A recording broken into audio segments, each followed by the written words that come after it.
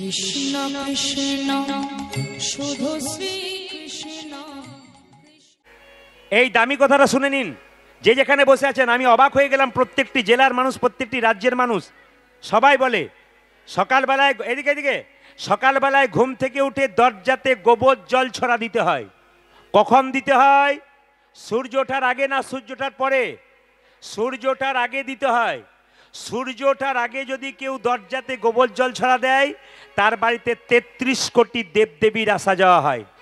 আর সূর্য ওঠার পরে যদি কেউ গোবর জল ছড়া দেয়, তার বাড়িতে যমরাজা খাতা কলম নিয়ে দাঁড়িয়ে থাকে, কতজন মেম্বার আছে, কাকে ক নম্বরে নিয়ে যাবে, সিরিয়াল করতে থাকে।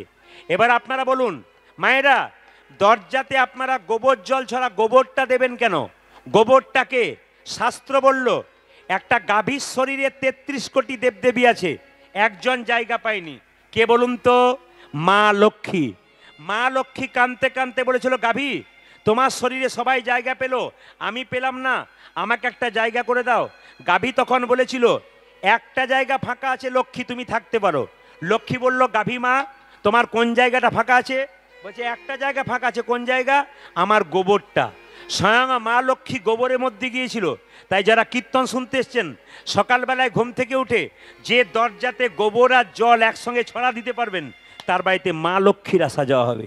যারা জানেন না তারা জেনে নিন। দাদা ভাইরা, আপনারা ব্যবসা করেন, আপনার দোকানের দরজাতে লেবু লঙ্কা টাঙান না? জোরে বলুন হা না না, একটু বলবেন আপনারা। লেবু লঙ্কা টাঙান না? কিন্তু প্রশ্ন জাগবে না আপনাদের, লেবু লঙ্কা কেন টাঙানো হয়? মা লক্ষ্মীর প্রিয় খাদ্য হচ্ছে মিষ্টি। সবাই জেনে নিন, বাড়িতে লক্ষ্মী পুজো করেন, মা লক্ষ্মীর প্রিয় খাদ্য কি? মিষ্টি। কিন্তু অলক্ষ্মীর প্রিয় খাদ্য কি? টক আর ঝাল। দোকানের দরজাতে কেউ যদি লেবু মানে টক আর লঙ্কা মানে ঝাল, এই দুটো জিনিস যদি টাঙিয়ে দেয়, তাহলে অলক্ষ্মী ঢুকতে গিয়ে ওইখানে খাবার পেয়ে ওখান থেকে পালিয়ে যায়। ওই জন্য দোকানে আর অলক্ষ্মী ঢোকে না, তাই দোকানের দরজাতে লেবু লঙ্কা টাঙানো হয়। মায়েদেরকে বলে দিই, যে যেখানে বসে আছেন, বাড়িতে লক্ষ্মী পুজো করবেন, কিন্তু লক্ষ্মী আপনারা একা পুজো করবেন না, লক্ষ্মীর সঙ্গে নারায়ণের পুজো করবেন। শুধু হাই তুললে হবে না, আপনাদের জেনে যেতে হবে। ও দেখবেন, যে বাড়িতে একা লক্ষ্মী পুজো হয়, সেই বাড়িতে লক্ষ্মী চঞ্চলা হয়। অনেকে দেখবেন প্রশ্ন করে না, দাদা এত টাকা রোজগার হচ্ছে কিন্তু ঘরে রইছে না, কেন রইবে না? লক্ষ্মী চঞ্চলা। যার বাড়িতে একা লক্ষ্মী আছে তার বাড়িতে লক্ষ্মী চঞ্চলা, আর যার বাড়িতে লক্ষ্মীনারায়ণ যুগলে আছে তার বাড়িতে চঞ্চলা নয়। কেন বলে দিই, আপনি আপনার বাড়িতে মেয়েকে নিমন্ত্রণ করেছেন, জামাইকে নিমন্ত্রণ করেছেন, মেয়ে এলো জামাই এলো না, তাহলে মেয়ে কি করবে বলুন তো? খালি ছটফট ছটফট করবে, কেন এলো না, কি হলো। যেমন মেয়ে চঞ্চলা হয়ে যায়, লক্ষ্মীকে বাড়িতে একা রাখলে চঞ্চলা হয়ে যায়। ওই যে লক্ষ্মী পুজোতে মায়েরা দেখবেন, আপনারা যত ছবি দেখবেন লক্ষ্মী নারায়ণের সঙ্গে, সব দেখবেন লক্ষ্মী সব জায়গাতে নারায়ণের পদসেবা করছে। তাই প্রতিটি বাড়িতে বাড়িতে আপনারা কিবার লক্ষ্মী পুজো করেন? সোমবার দিন। কিবার দিন করেন? বৃহস্পতিবার। যাক, আমার জানা ছিল না, জেনে গেলাম। আচ্ছা মায়েরা, লক্ষ্মী পুজো কি বলেন? এসো মা লক্ষ্মী বসো মা ঘরে, আমার ঘরে থাকো মা অন্ধকার করে। কি করে করে কি করে? আলো করে। আমার জানা ছিল না, জেনে গেলাম। এই দিকে তাকাবেন, গোবর জলটা দেওয়ার একটা অর্থ আমি আপনাদের বুঝিয়ে দিই। গোবর হলো লক্ষ্মী, যে লক্ষ্মী দেয় দরজাতে, তার বাড়িতে লক্ষ্মীর আসা যাওয়া হয়। আমি আপনাদের একটা বার্তা দিয়ে যাই, ছোট ছোট বাচ্চা মেয়েকে ছেলেকে প্রত্যেকটি মা বাবার কাছে আমার নিবেদন রইল, প্রদীপ বলে পোশাকটা ভালো দিন, ছোট থেকে ভালো পোশাক পরাতে শেখান, রুচি বোধ শেখান। এই ছোট থেকে রুচিটা শেখাবেন, বড়তে যেন না হয়। মা যদি কাটা পোশাক পরে বেড়ায়, খারাপ পোশাক পরে বেড়ায়, সেই মা তার বাচ্চাকে কি পোশাক পরাবে? নির্লজ্জ হয়ে যাচ্ছে। অন্যান্য ধর্মের মানুষ লজ্জা আবরণ করে রাস্তা দিয়ে যায়। লজ্জা আমাদের, আমরা কোন জায়গায় পৌঁছাচ্ছি, আমাদের বসনগুলো কোন জায়গায় পৌঁছাচ্ছে। একটা ছোট মেয়ে তার বাবার সঙ্গে দুর্গাপুজোর সময় বাজারে গেল, গিয়ে বলছে, বাপি বাপি, বলে কি, আমাকে ছোট পোশাক কিনে দাও, খাটো পোশাক কিনে দাও। এখন আপনি কি ভাবছেন, আমার 5 বছরের বাচ্চা মেয়ে, কোনো অসুবিধা নেই, ছোট কিনে দিলাম। 5, 6, 7, 8, 9 পর্যন্ত খাটো পোশাক কিনতে লাগলেন। এবার ভালো পোশাক পরবি, ও আর আপনাকে ডাকবেই না, নিজেই বাজার যাবে, নিজেই কাটা পোশাক পরবে। 16 বছর বয়সে আপনার সামনে দাঁড়াবে, লজ্জায় তাকাতে পারবেন না মেয়েটার পোশাক দেখলে।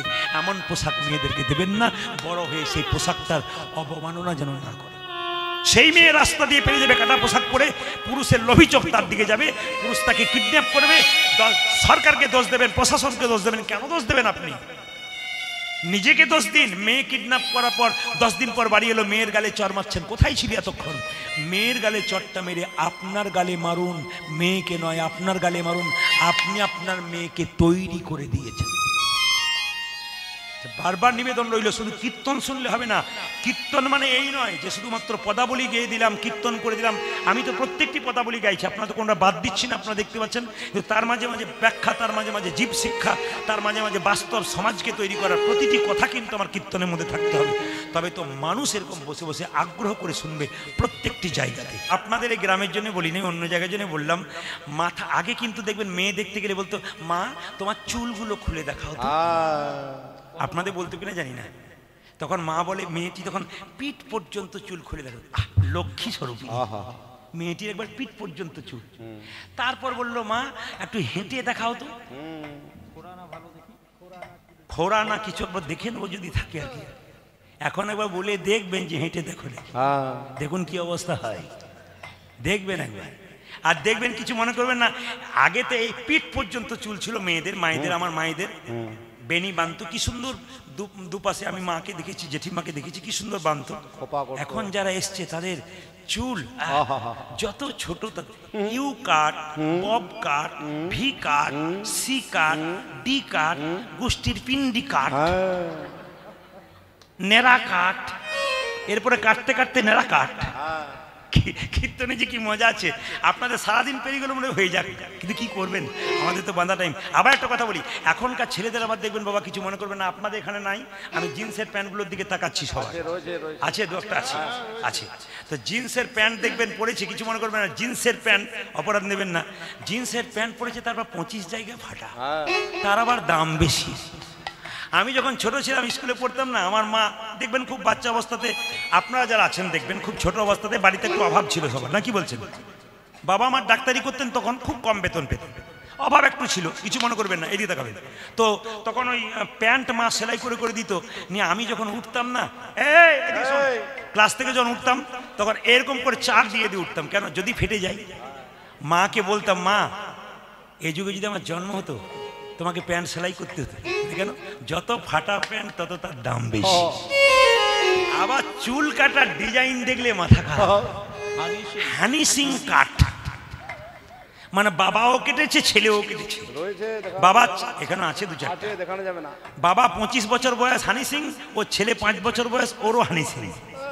হানি সিংকে কাছে পেলে বলতাম, ভাই এরকম করে কেটে দিলে ওপরটা ঝুঁটি রাখলে, তুমি এক কাজ করো, তুমি যা করছো হিন্দু ছেলেগুলো সব তাই করছে, এক কাজ করো, গোটা চুলটাকে চেঁচে দাও, সব আমাদের মহাপ্রভুর দলে চলে যাবে, একবার চেঁচে। আমি দেখতে পেলে বলতাম আর কি। মানে যত দিন যাচ্ছে কিছু, আবার দেখবেন, অপরাধ নেবেন না, সমাজের কিছু ভুলগুলো বলবো না, বাদ দিয়ে দেবো না, বলে দিয়েই যায়। আবার দেখবেন কিছু মনে করবেন না, মুরগির মাংসের দোকান খুলেছে, আপনাদের দিকে নাই, অন্যদিকে দোকান খুলেছে, লিখেছে শ্রীকৃষ্ণ ব্রয়লার সেন্টার। গোটা কাটা 230 আর গোটা 110। কি ডিজাইন! না না, কৃষ্ণের নাম দিয়ে মাংস দোকানটা খুলতে হবে, অন্য নাম দেওয়া যায় না। আবার দেখবেন কিছু মনে করবেন না, ভোজ বাড়িতে যাবেন, মেনু চার্ট কি, ওপরে লেখা থাকে রাধা বল্লভী, তার নিচে আবার চিকেন কাটলেট, মটন কাটলেট। রাধার নিচে কত কলঙ্ক দিতে শুরু। হাসি নয়, এটা খুব লজ্জার ব্যাপার। এগুলো হাসছেন তো আপনারা, ইউটিউবের মাধ্যমে বলি, অগণিত মানুষ আমাকে সমর্থন করে। ঠিক বলছেন আপনি, সমাজ থেকে কিছুটা নিচের দিকে যাচ্ছে, তুলে ধরার চেষ্টা করুন।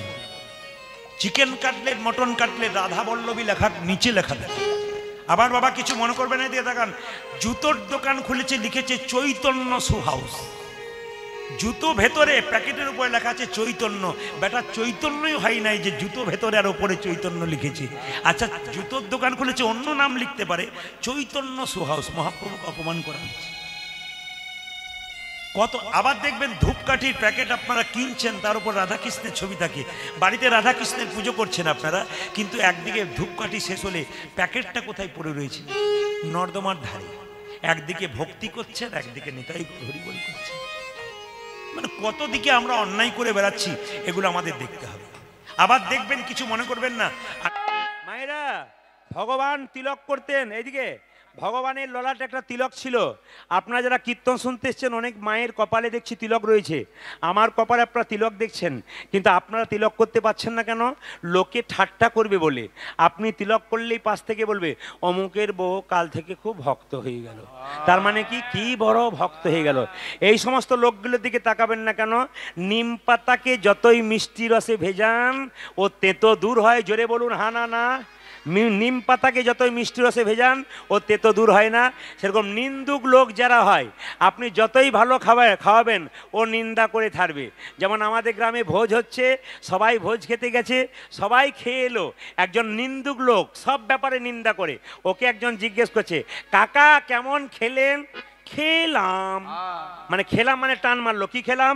বলে খেলাম তো ভালো, পোলাওগুলো ভালো হয়েছিল, বাদামগুলো পোড়া পোড়া হয়ে গেছিল। এত ভালো হলো ওইগুলো দেখলো না, খালি বাদামটার দিকে তাকিয়ে রইল। ওই জন্য আপনার নিন্দুকের দিকে তাকাবেন না। মহাপ্রভু বলেছেন নিন্দা যারা করবে তারা নিন্দা করুক, নিন্দা করতে করতে একদিন তোমার পথে আসবে। তাই সবাই মিলে ও তারে বিনোদ ললাটে বিনোদ তিলক, বিনোদ বিনোদ সাজে উলধ্বনি।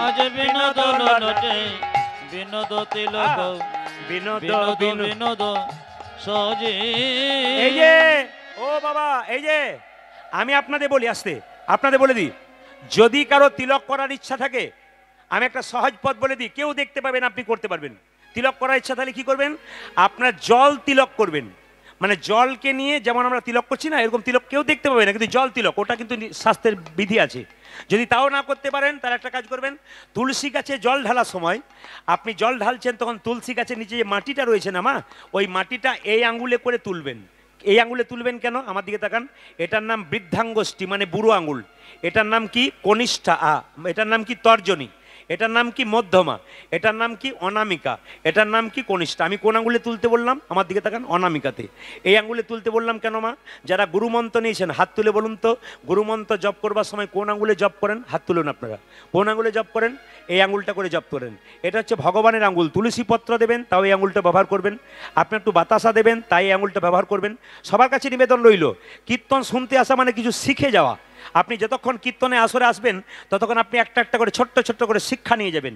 এই শিক্ষাগুলো আপনাদের সামনে তুলে ধরবো।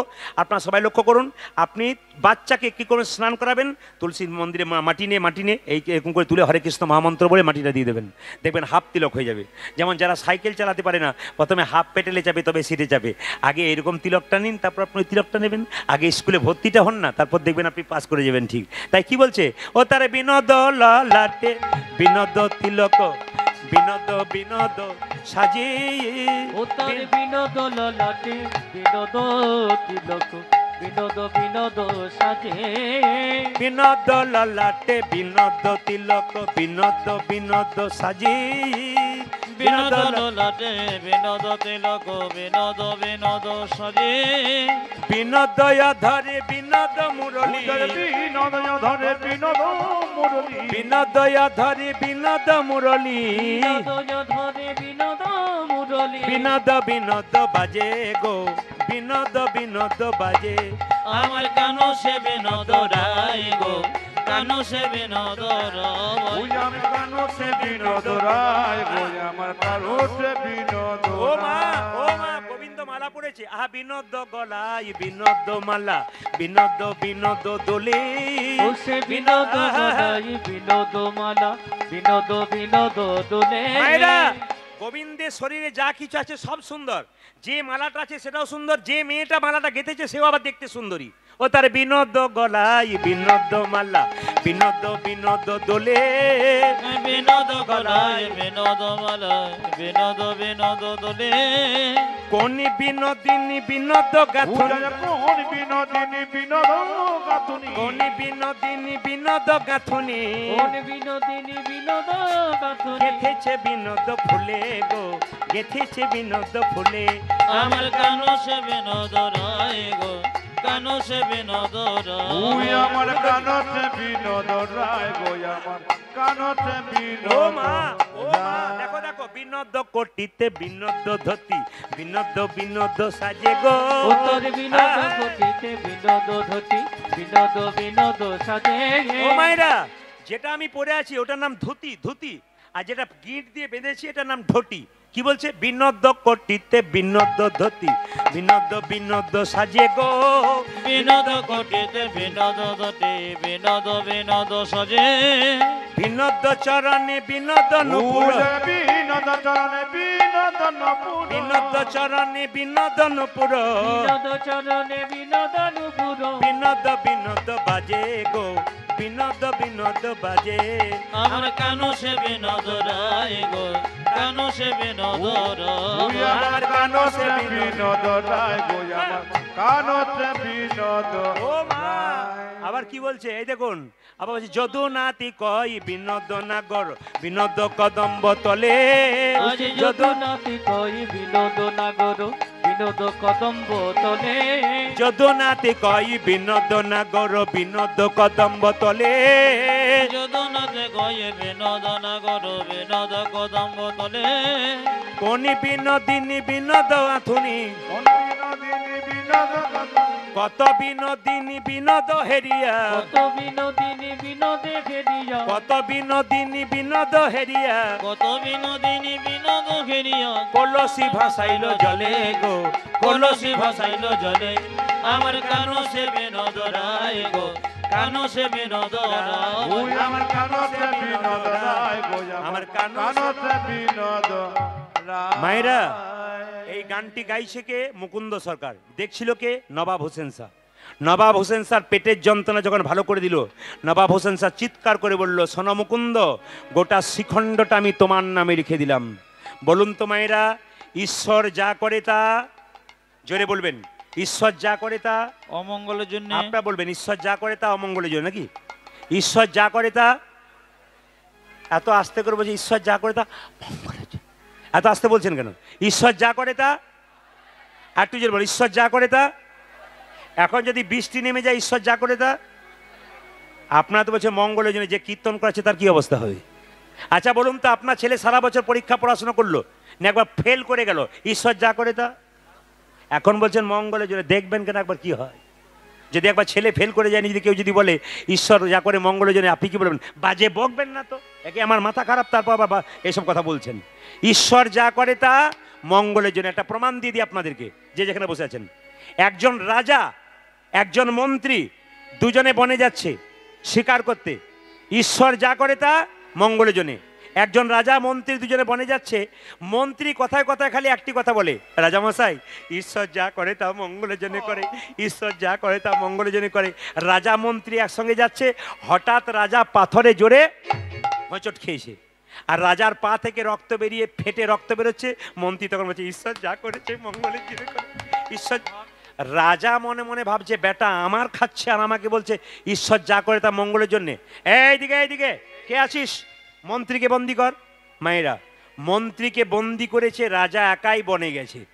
বনে ঘুরতে ঘুরতে এমন গভীর জঙ্গলে ঢুকে গেছে, একটা কালী মন্দির আছে, প্রত্যেক দিন একটা করে মানুষ বলি দেওয়া হয়।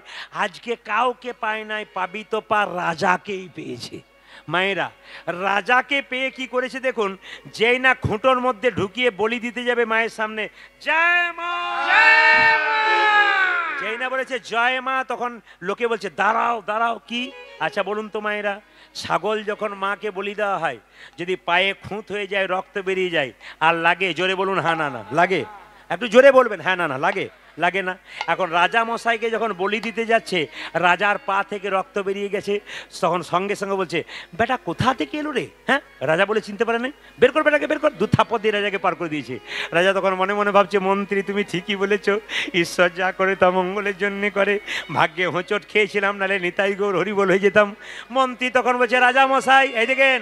মন্ত্রী বলছে, রাজা মশাই, ঈশ্বর শুধু তোমার মঙ্গল করেছে তা নয়, আমারও করেছে।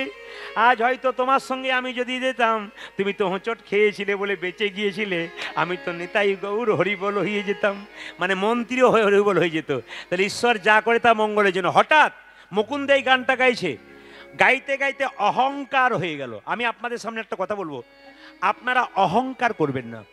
ভেতরে যদি কারো অহংকার হয়ে যায়, শেষ। হরিবাসরে দাঁড়িয়ে কেউ যে অহংকার করে, শেষ, 100% শেষ। হরিবাসরে কীর্তন শুনতে কারো যদি ভেতরে অহংকার হয়, ভগবান তাকে নিতাই গৌর হরিবল করে দেয়। অহংকারটাকে একবারে রাখবেন না, সবসময় বিনয়ী রাখবেন। কিসের অহংকার? আপনি জন্ম পেয়েছেন, আপনাকে একজন জন্ম দিয়েছে, আপনি জন্ম পান নাই। আপনি পড়াশুনো করেছেন, আপনাকে একজন পড়াশুনো করিয়েছে। আপনি চাকরি পেয়েছেন, আপনাকে একজন চাকরি দিয়েছে। আপনি যখন শ্মশান ঘাটে যাবেন তখন নিজে যেতে পারবেন না, নিয়ে যাবে অন্যজন। আপনার বলতে কি আছে? আপনার বলতে কিছুই নাই। মুকুন্দ সরকারের ভেতরে অহংকার হয়ে গেল, আমি সারা বাংলা চিকিৎসা করছি, আমার মতো কবিরাজ আর নাই। ভগবান বলল, যে করে অহংকার তার অহংকার পতন ঘটানোর রাস্তা আমার কাছে আছে। মুকুন্দ সরকারের স্ত্রীর শরীরে একটা কঠিন রোগ দিয়ে দিল।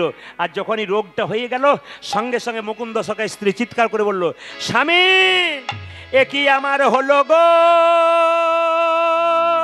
কি আমার হলো গো।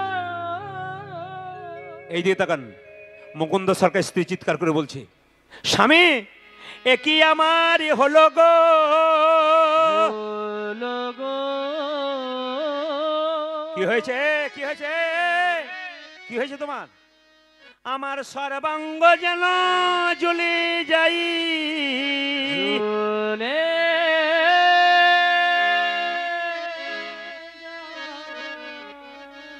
তখনও মুকুন্দ সরকারের অহংকার যায় নাই। মনে মনে ভাবলো, আমি এত বড় কবিরাজ, সবার রোগ ধরতে পারছি, তোমার রোগ ধরতে পারবো না? দেখি তোমার চোখ দেখি, একই।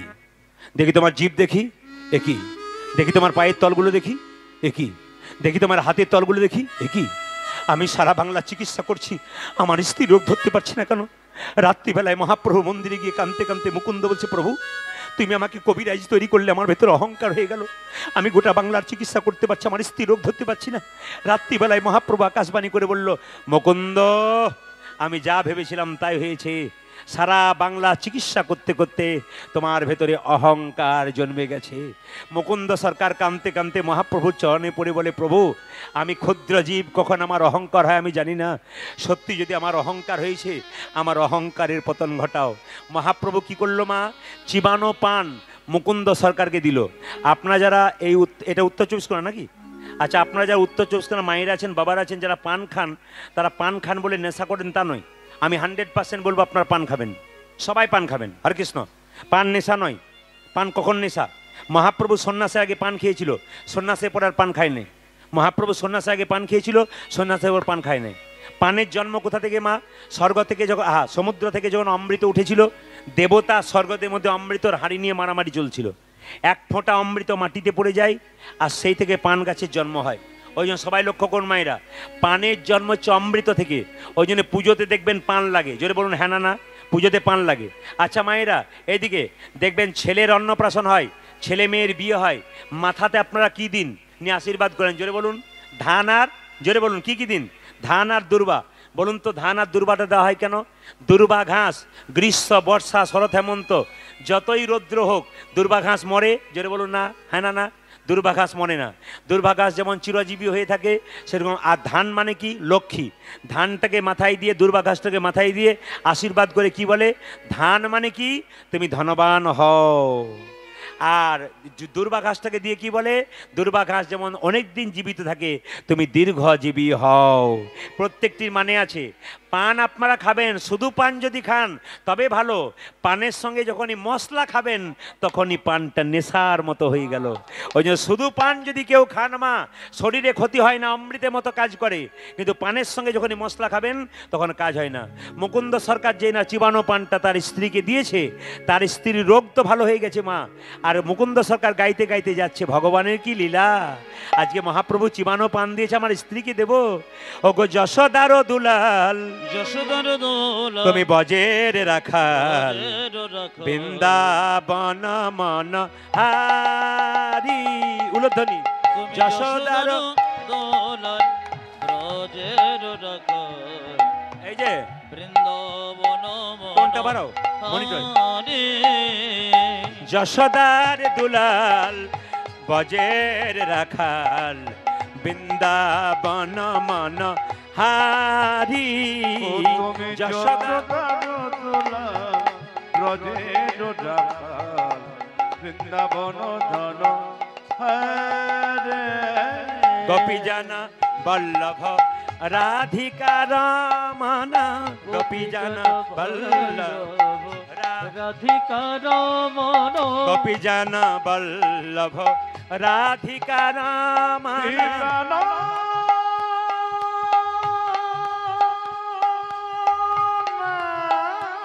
নিতাই গৌর হরি হরি বল উলধ্বনি।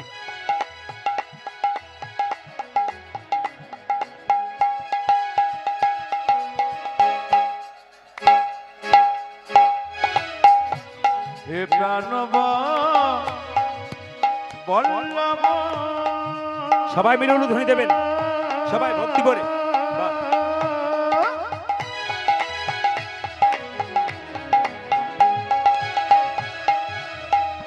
হে প্রাণনা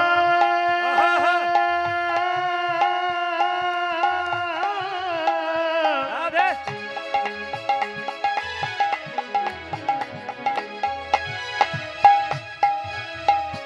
হে প্রাণব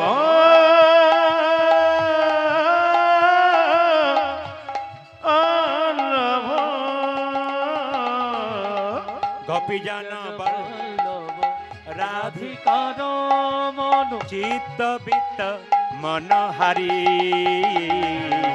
বৃন্দাবন মন হারি তুমি যশোদর দোলনে ব্রজের রাখাল বৃন্দাবন মন হারি ও তুমি যত বাজের রাখাল বৃন্দাবন।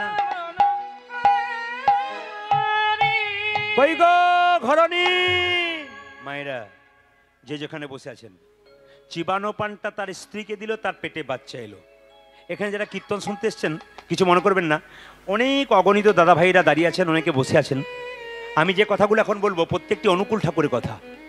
অনুকূল ঠাকুরজি বলছেন মেয়েদের পেটে বাচ্চা এলে কিছু নিয়ম পালন করলে কৃষ্ণ ভক্ত সন্তান হয়। বলবো না বাদ দিয়ে দেবো, জোরে বলুন, বলেই দিই। মেয়েদের পেটে বাচ্চা এলে কৃষ্ণভক্ত সন্তান আসতে গেলে আপনাকে কিছু নিয়ম করতে হয়, আপনার বাড়ির মেয়েদেরকে শিক্ষা দেবেন। অনুকূল ঠাকুর বলেছেন যে কোনো মেয়েদের পেটে বাচ্চা এলে প্রত্যেকটি মেয়ে স্নান করে প্রত্যেক দিন ভগবানের মন্দিরে একটা কথাই বলবে, হে গোবিন্দ, ছেলে হোক আর মেয়ে হোক যেন কৃষ্ণ ভক্ত সন্তান হয়। কি বলবেন? আপনার নাতনি, আপনার মেয়ে, আপনার পাড়ার মেয়ে পেটে বাচ্চা থাকলে এই শিক্ষাটা দেবেন, আপনার লাভ আছে, গোবিন্দের কৃপা আপনি পাবেন। শিক্ষা দেবেন, ভালো ভালো শিক্ষা লোককে দিতে হয়। কি বলবেন? তোর পেটে বাচ্চা আছে, প্রত্যেক দিন মন্দিরে একটা কথা বল, হে প্রভু, আমার ছেলে হোক আর মেয়ে হোক যেন কৃষ্ণ ভক্ত সন্তান হয়। 2 নম্বর কি মায়েরা, এইদিকে 2 নম্বর কি, শ্রীমদ্ ভাগবত গীতার 2-4টা করে শ্লোক পড়তে হয় পেটে বাচ্চা থাকলেন। যদি পড়েন আপনার লাভ আছে, পড়তে পারলে ভালো, না পড়তে পারলে গীতাটাকে মাথায় ঠেকাবেন, আপনার লাভ আছে। 3 নম্বর, তুলসী গাছে প্রত্যেক দিন জল দেবেন, পরিক্রমা করবেন 4 বার এবং গলায় কাপড়টা দিয়ে কৃষ্ণ ভক্ত সন্তান হবে। 4 নম্বর, কোনো সাধুগুরু বৈষ্ণবকে বাড়িতে দেখে তার উচ্ছিষ্ট প্রসাদ আপনি গ্রহণ করবেন, দেখবেন আপনার কৃষ্ণ ভক্ত সন্তান হবে। সাধুগুরু বৈষ্ণবকে দেখলে উচ্ছিষ্ট প্রসাদ খেতে হয়, কৃষ্ণ ভক্ত সন্তান জন্ম হয়। আজকে কিন্তু যিনি গর্ভে সন্তান রেখেছেন মুকুন্দ সরকার স্ত্রী, তিনি এগুলো পালন করেছিলেন। মহাপুরুষের আত্মা চারিদিকে ঘুরে বেড়াচ্ছে, ভালো প্ল্যাটফর্ম পাচ্ছে না, তাই আসছে না। আজকে বিবেকানন্দের জন্ম নাই কেন, আজকে রবীন্দ্রনাথের জন্ম নাই কেন? তাদের আত্মা চারিদিকে ঘুরে বেড়াচ্ছে, মায়েদের ভালো প্ল্যাটফর্ম নাই, তাই আসতে পারছে না। মায়েরা, আপনাদের পেটে বাচ্চা থাকলে আপনারা কিছু ভালো কর্ম করুন, আপনাদের সন্তান ভালো হবে। দেখবেন আমাদের পাড়াগ্রামে একটা হিসাব আছে, শাশুড়ি মাগুলো বউকে কি বলে, এই সময় হরিনাম করতে নাই, এই সময় তুলসী গাছে জল দিতে নাই, এই সময় ধর্মকর্ম করতে নাই, এই সময় চুপচাপ থাকতে হয়, ধর্ম করিস না। আমাকে অনেকে প্রশ্ন করে, আমার শাশুড়ি মা বলে, আমার পাড়ার লোক বলে। পাড়ার লোক বলবেন না, ডাক্তারের কথাই চলবেন, পাড়ার লোকের কথাই চলবেন না। শাস্ত্রকারদের কথা শুনবেন, আপনি কারো কথা শুনবেন না। দেখুন মায়েরা, ভক্ত প্রহ্লাদের মায়ের নাম কি ছিল? কয়াধু। এইদিকে কয়াধুর পেটে যখন ভক্ত প্রহ্লাদ ছিল, তখন ভক্ত প্রহ্লাদ নারদ মুনির কাছে কয়াধু কি করেছিল? হরিকথা কৃষ্ণ কথা স্মরণ করেছিল, তার জন্য ভক্ত প্রহ্লাদের মতো সন্তান জন্ম দিয়েছিল। ও মায়েরা, অর্জুনের স্ত্রীর নাম কি ছিল? সুভদ্রা। সুভদ্রা পেটের মধ্যে যখন অভিমন্যু ছিল, তখন দেখবেন অর্জুন সুভদ্রাকে চক্রগুয়ে ঢোকার গল্পটা বলেছিল। বেরোবার গল্পটা বলতে গেছে, মা ঘুমিয়ে গেছে, আর তখন আর চক্রগুহ থেকে ছেলে বেরোতে পারলো না। অভিমন্যু 16 বছর বয়সে কুরুক্ষেত্রের যুদ্ধে মারা গেল চক্রগুহের মধ্যে থেকে। ওই জন্য আপনাদেরকে বলে রাখি, পেটের বাচ্চা থাকাকালীন আপনার যেমন চলা হবে, আপনার বাচ্চা চলা তেমন হবে। আপনার বলা যেমন হবে, আপনার বাচ্চা বলা তেমন হবে। আপনার দেখা যেমন হবে, আপনার বাচ্চার দেখা তেমন হবে। আমি একটা প্রমাণ দিয়ে দেবো আপনাদেরকে। শুধু কি মায়েদের দায়িত্ব কৃষ্ণভক্ত সন্তান জন্ম দিতে? আমার বাবাদেরও আছে। কি দায়িত্ব আছে? ছেলে যখন হয়ে গেল, তখন বাবার দায়িত্ব আছে। বাবা হলেন মানে কৃষ্ণভক্ত সন্তান করবেন। কেমন করবেন? শিল প্রভুপাদ, আপনারা যারা গেছেন, আপনারা যারা নবদ্বীপ মায়াপুরে গেছেন, কিছু মনে করবেন না, নবদ্বীপ মায়াপুরে কেউ কেউ গেছেন, দেখবেন শিল প্রভুপাদের মূর্তি আছে। এই শিল প্রভুপাদ কলকাতার ছেলে ছিল, খুব ছোট ছিল। তার বাবার দরজায় বসে থাকতো, চাকরি যেত 10টার সময়, আর 9টা পর্যন্ত বসে থাকতো। কোনো বৈষ্ণব দেখলেই বলতো, একবার আসুন, একবার আসুন। কি হয়েছে বলবেন তো? আমার ছেলের মাথায় একবার হাত দিয়ে বলে দিন, যেন কৃষ্ণের কৃপা হয়, যেন রাধার কৃপা হয়। ওরে বাবা, বাবার এরকম প্রচেষ্টা ছিল বলেই তো আজকে শিল প্রভুপাদ বিশ্ববিখ্যাত হয়েছিল। শুধু মাকে দায়িত্ব দেবো তা নয়, বাবারও অনেক দায়িত্ব আছে। আপনাদের ছেলে মেয়েকে রবিবার দিন, ছুটির দিনে পার্কে বেড়াতে নিয়ে যাবেন না, কোনো মন্দিরে গিয়ে বসান, জয়নিতাই বলতে শেখান। বাচ্চার মনটা কচি বাঁশের মতো, যেদিকে বাঁকাবেন সেদিকে বাঁকবে, বাঁশ মোটা হলে আর বাঁকবে না। চাণক্যদেব বলেছেন, বাড়ির বাচ্চাদের 5 বছর পর্যন্ত কোনো দোষ ধরবে না, পড়বে, খেলবে, ভাঙবে, কিচ্ছু বলবে না, কিন্তু 5 থেকে 15 পর্যন্ত শাসনের চোখে রাখবেন, নইলে ছেলে বিগড়ে যাবে। ছেলে মেয়ের বয়স যখন 16 হয়ে যাবে, শাস্ত্র বলছে পুত্র মিত্র বদাচরিত, যখন ছেলে মেয়ের বয়স 16 হয়ে গেল, মা বাবা তখন তার সঙ্গে বন্ধুর মতো ব্যবহার করবেন, নইলে ছেলে মেয়ে আরও বাজে হয়ে যাবে। এইরকম নিয়মে যদি সংসারে থাকতে পারেন, আপনার সন্তান কৃষ্ণ ভক্ত হবে। না কি বলেছে? মুকুন্দ সরকারের স্ত্রীর সন্তানটা জন্ম নিল কবে মায়েরা? কিবার বলেছিলাম বলুন তো? কিবার বলেছিলাম? বৃহস্পতিবার দিন। সেদিন কি পুজো ছিল জোরে বলুন? সরস্বতী পুজো ছিল। সবাই একটু মাথায় কাপড়টা নিন, আজকে রঘুনন্দনের জন্ম হচ্ছে। সবাই মিলে যে যেখানে বসে আছেন একসঙ্গে সবাই মাথায় কাপড়টা নিন, উলুধ্বনি দেবেন সবাই। আজকে রঘুনন্দনের জন্ম হচ্ছে। আহা হেন কালে হে জন্মিল, সবাই সবাই, আহা হেন কালে হে জন্মিল শ্রী রঘুনন্দন, হেন কালে হে জন্মিল শ্রী রঘুনন্দন, হেন কালে হে জন্মিল শ্রী রঘুনন্দন। জন্ম নিল রে উলুধ্বনি।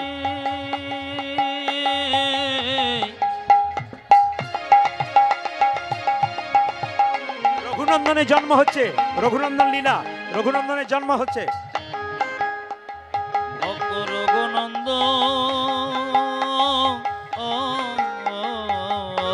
আহারে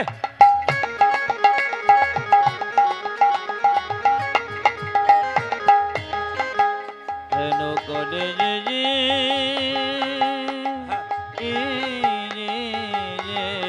আহারে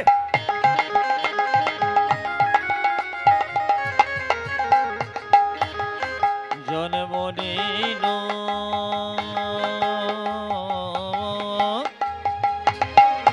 আজ হেন কালে জন্মিল শ্রী রঘুনন্দ, হেন কালে জন্মিল শ্রী রঘুনন্দন।